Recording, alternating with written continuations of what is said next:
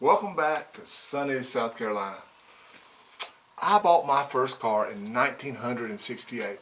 It was an 8-year-old Jaguar touring sedan. Or, as the Chevy dealer in Burlington, North Carolina nicknamed it, that piece of crap foreign car out back.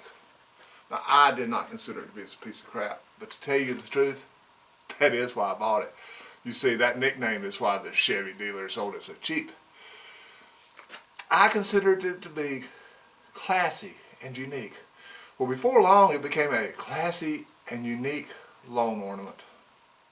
Well, once it stopped running, I bought myself a 1961 Thunderbird, and then a Sunbeam Tiger, and then a Lotus Europa, and then I got married. And so I drove Fords and Buicks and Chryslers and, of course, the Chevy Vega. But now, all of those cars, the one that was by far the most fun was that little Sunbeam.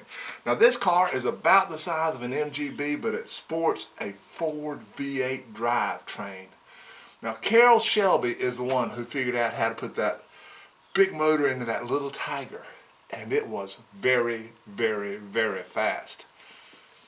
But it still held on to those things that made it a traditional English sports car. And by that, I mean that instead of luxuries, it offered you eccentricities. Now, don't get me wrong, it had the basics, like it had a heater. It just didn't matter, because it also had a rag top, and this was before they had really figured out how to seal that rag top to that windshield. What this meant was that whatever weather I witnessed outside of the car, I also got to experience inside of the car. I have fond memories of driving along with the snow drifting down in between me and my steering wheel.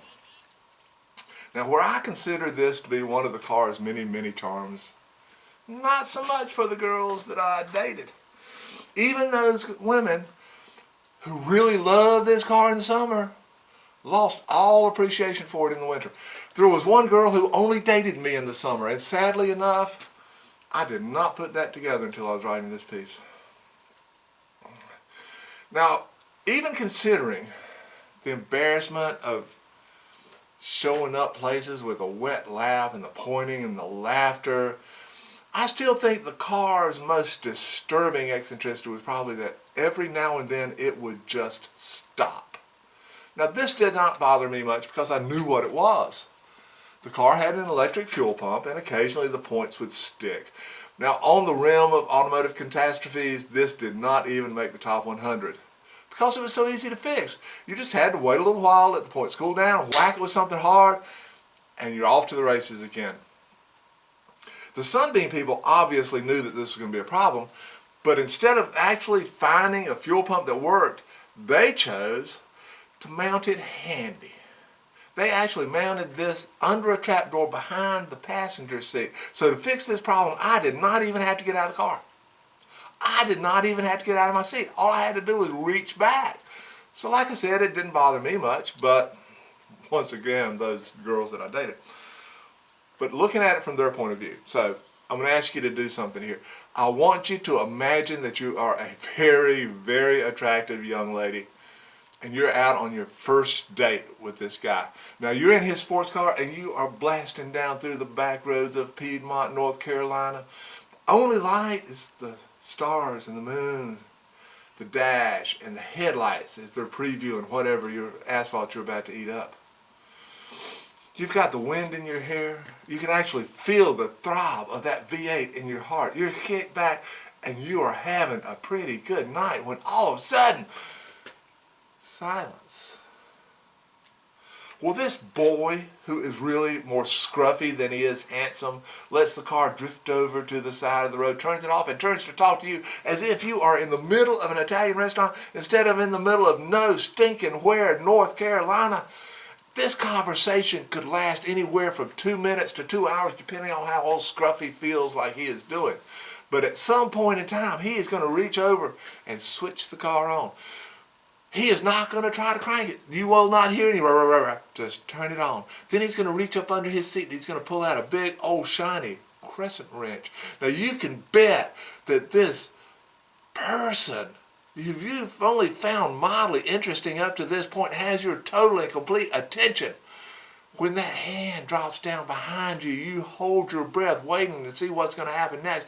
And then suddenly you hear clunk, tick, tick, tick, tick, tick, tick, tick, tick, tick, tick, tick, tick, tick.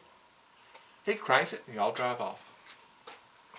Now, I never actually had a girl jump out of the car and go run screaming into the night. But I know every one of them thought about it because I could see it in their faces. Should I stay and see what Scruffy's going to do, or should I go into the woods and risk the killers, the rapists, the lions, the tigers, the bears? Oh my. Good memories. Now, the Lotus was a fun car. It really was. But you know, I could drive it in short sleeves in the middle of winter.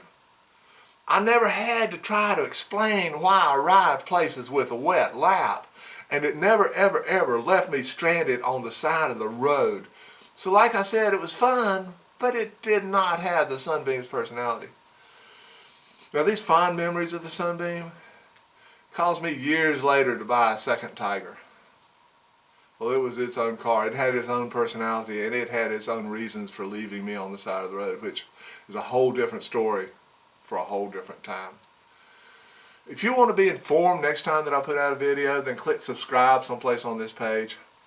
But either way, I hope you had a good time, because I know that I did. And like always, I hope to meet you again someday. Bye for now.